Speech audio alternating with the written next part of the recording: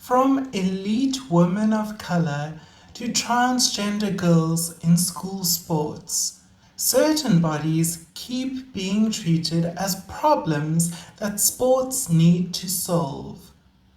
Behind the language of fairness and biology is a familiar story about race, gender, power, and whose bodies are allowed to belong without explanation. Today's episode isn't really about sport at all. It's about marginalised genders, moral panic, and the psychological cost of being endlessly put on trial. I'm Aurora, and this is Intersectional Psychology. Stick around. Aurora Brown and Intersectional Psychology acknowledge the traditional owners and custodians of country throughout South Africa and their connections to land, water, and community. We pay our respects to their elders past and present and extend that respect to all Indigenous people listening today.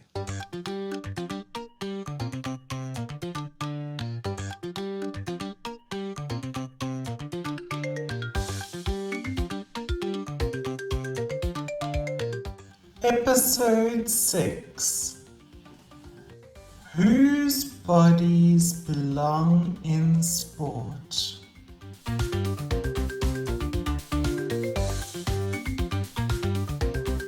There are a few athletes in the world whose bodies have been treated as public property. Fewer still whose bodies have been treated as international problems, such as the most recent examples of Zambian footballer Barbara Banda and Algerian boxer Iman Khalif. But today's episode is mostly about another of them, Mokgadi Caster Semenya. The indignities she experienced, for example being forced to undergo testosterone-reducing treatments by World Athletics, then known as the International Association of Athletics Federation, or the IAAF, revealed broader issues of gender and racial discrimination and representation. Now, before we even begin, I want to say this clearly. This is not just a story about sport, and it's definitely not a story about hormone levels.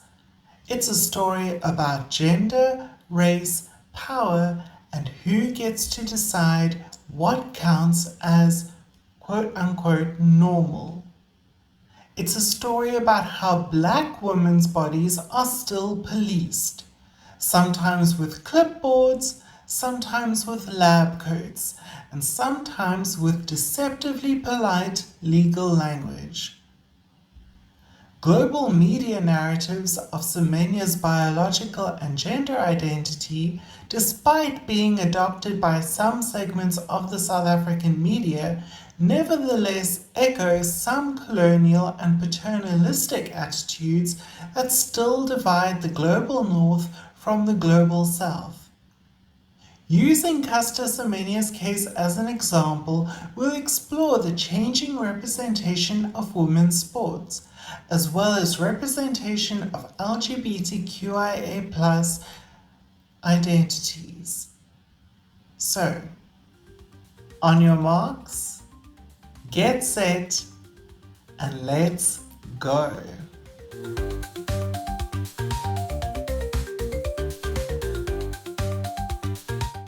The single shallow story.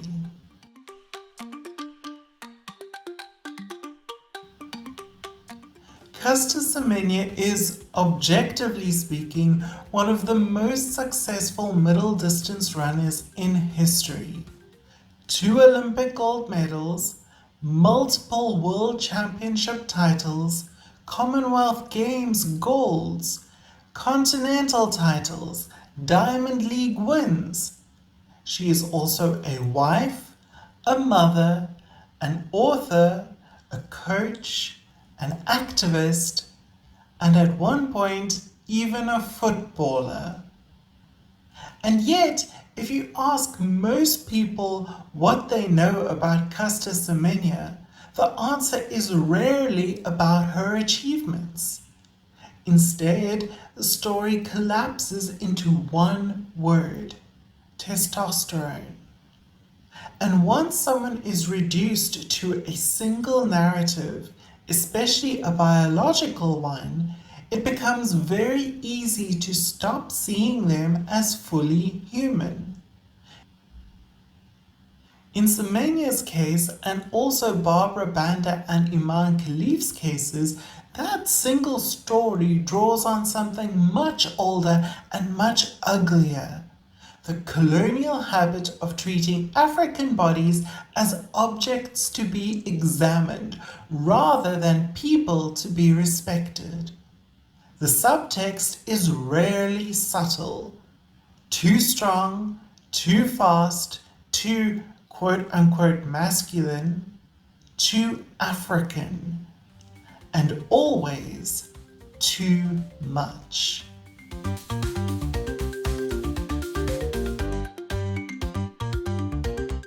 Institutionalized gender policing.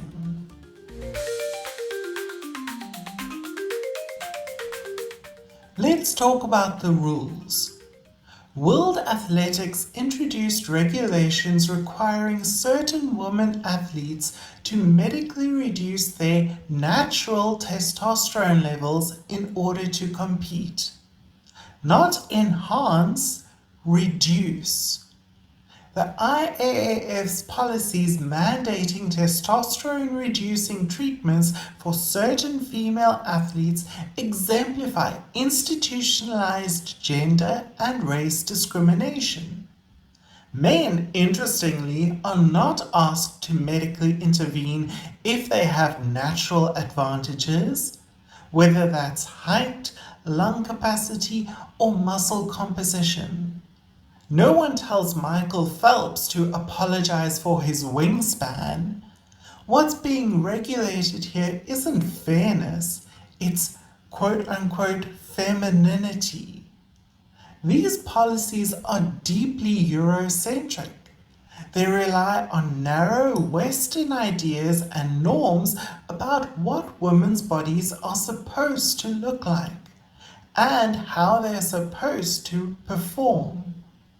And when those ideas meet black women from the global south, the result is often suspicion rather than celebration.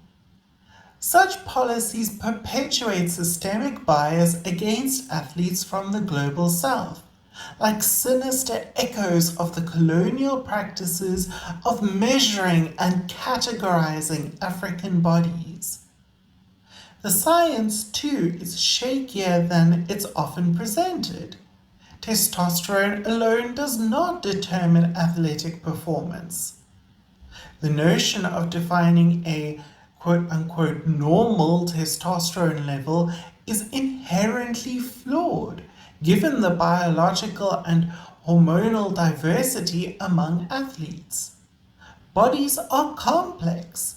Biology is messy. Sport has never been fair in the way we pretend it is.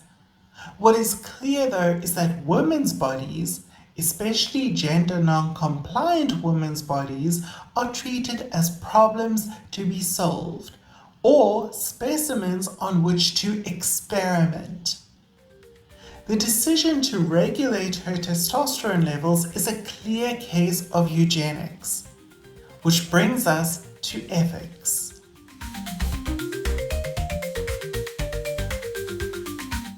Human rights, not just sports.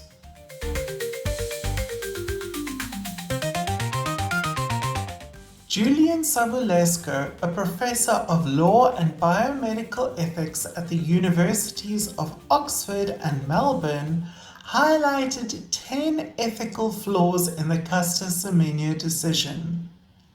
They concluded that this ruling violated principles of fairness, autonomy, and justice. The Court of Arbitration for Sport later acknowledged something crucial in Semenya's case, that the regulations are discriminatory and that they violate her right to privacy. And yet, she still isn't allowed to compete. So yes, there was technically a legal victory, but it's the kind of victory that comes with an asterisk. Semenya's case matters not only because of what it says about sport, but because of what it says about whose rights are negotiable. And media representations amplify this scrutiny, often sensationalizing Semenya's identity and reinforcing exclusionary narratives. These portrayals not only perpetuate stigma, but also underscore the urgent need to challenge systemic discrimination. Her fight has been supported by the South African government and international human rights organizations, precisely because it exposes a larger truth, that systems claiming neutrality often reproduce inequality very efficiently.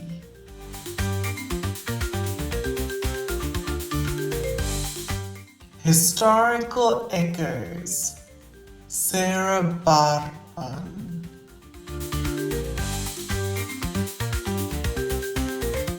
South African feminist scholar Puna Dineo draws a chilling parallel between Caster Semenya and Sarah Baartman.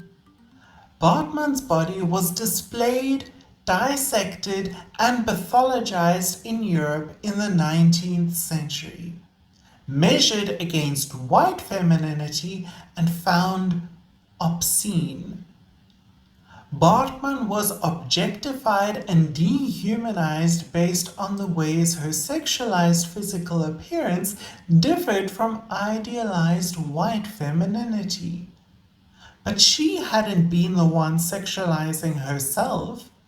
The choice to uncover and put her body on display, to draw attention to specific body parts by exposing them on parade, that was made by the European men who had colonized and enslaved her and her family. Semenya's body might not be exhibited in a museum, but it is scrutinized, regulated, and disciplined by overwhelmingly white institutions. There's an important difference though. Baartman was marked as too feminine. Semenya is marked as not feminine enough. This comparison underscores how cis-heteropatriarchal and racialized frameworks continue to marginalize individuals who defy normative Western gender expectations. Different centuries, same logic. This is what racialized gender policing looks like when it updates its language but keeps its assumptions.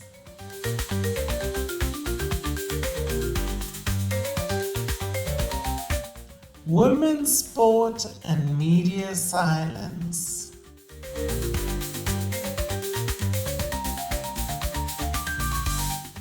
Even without Semenya's case, women's sport is still marginalized. In 2023, only about 15% of sports media coverage focused on women's sports, despite women competing in nearly all Olympic disciplines. Yes, the coverage has improved. Representation had nearly tripled in the preceding 5 years.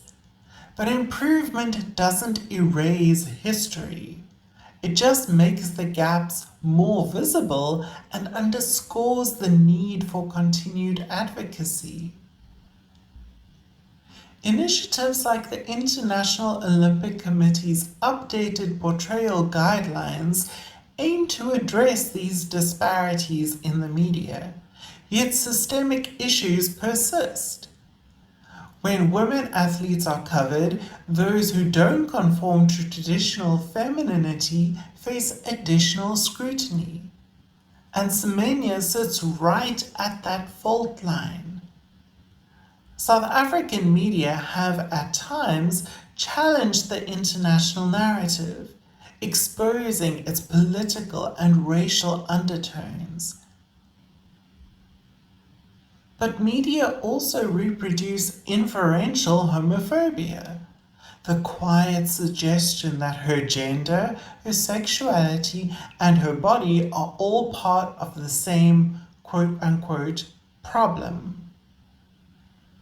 That further marginalized her within the sports community and thereby separated her from potential allies, such as other sportswomen or athletes.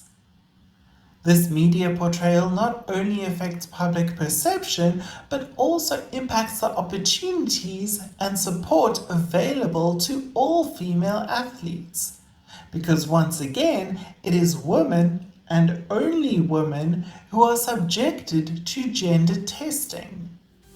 Patriarchy, if nothing else, is consistent.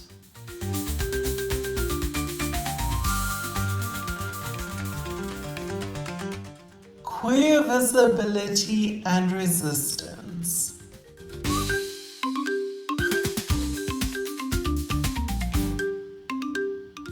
Caster Semenya is openly gay, and her marriage to Violet Raseboya is not incidental. It's quietly radical.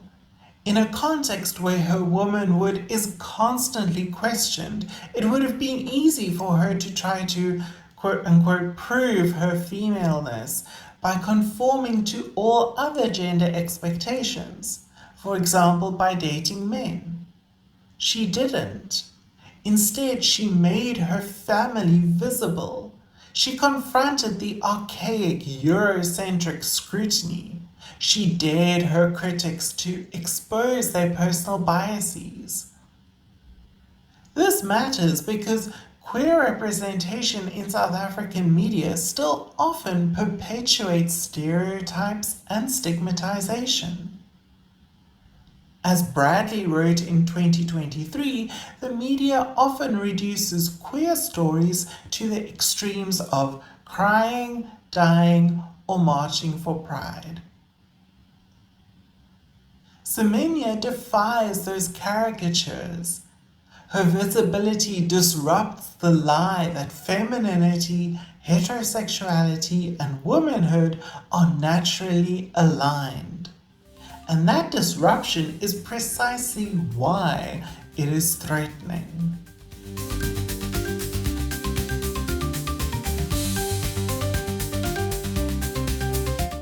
Representation as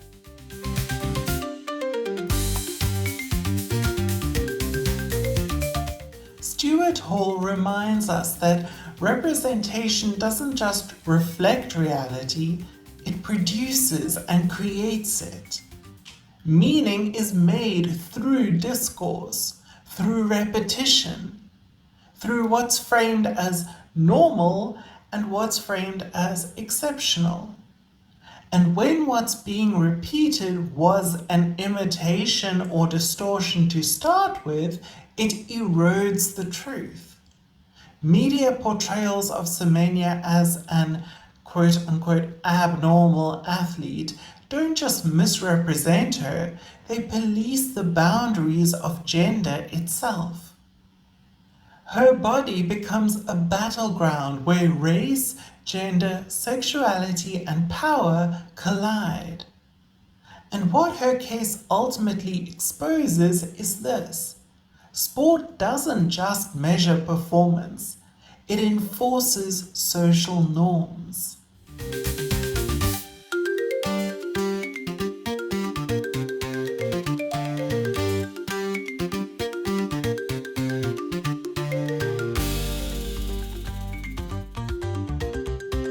Caster Semenya's story is not about biology, it's about belonging.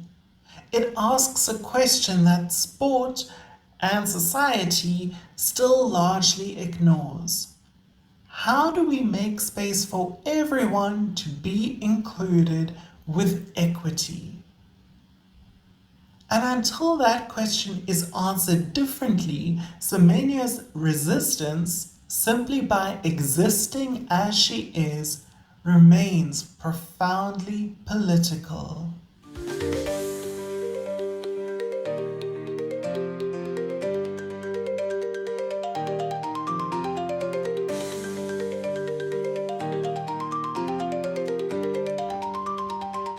If you're still with me, the conversation doesn't end here. In the bonus segment, I zoom in on what's happening right now, including a landmark US Supreme Court case on transgender girls in school sports, and what it reveals about how law, science, and fear get woven together. Because once you start looking closely, it becomes a lot harder to believe this was ever just about fairness. That's over at patreon.com/intersectional psychology.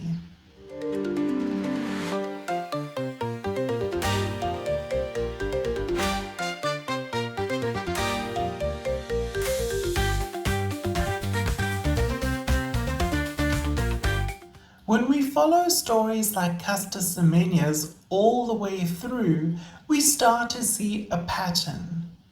Recognition without redistribution is never enough. In the final episode of this series, we'll turn to economic empowerment, because justice doesn't only live in discourse, law, or identity. It lives in material conditions, in who has access, who has options, and who gets to live with dignity rather than precarity. That's next time in this series on intersectional psychology. Until then, remember, everyone has the right to live with their optimal mental health. Thank you for listening to Intersectional Psychology. Please follow or subscribe to the podcast to get every episode. If you enjoyed this episode, please rate and review Intersectional Psychology in your preferred app.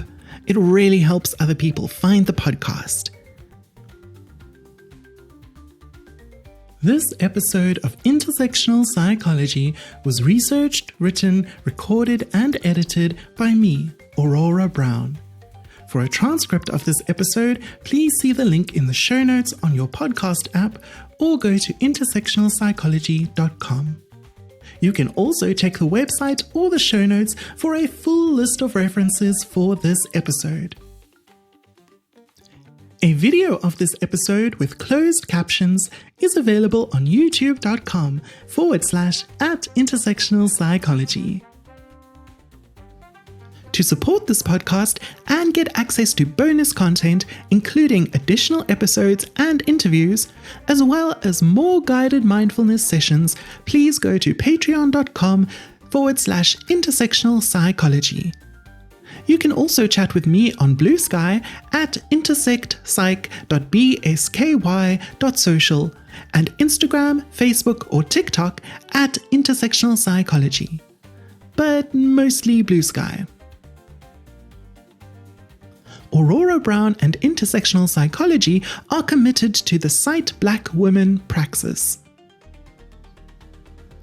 All episodes of Intersectional Psychology are for educational purposes only and are not intended to be a substitute for professional mental health advice, diagnosis, or treatment.